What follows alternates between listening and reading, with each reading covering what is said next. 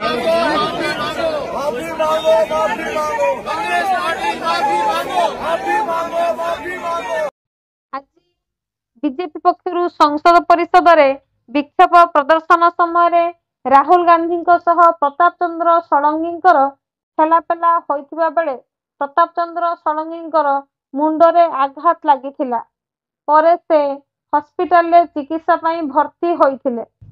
परवर्ती समय मान्यवर प्रधानमंत्री श्री नरेंद्र मोदी प्रताप चंद्र षडंगी चिकित्सा अवस्था बुझी आरोग्य कामना करथिले।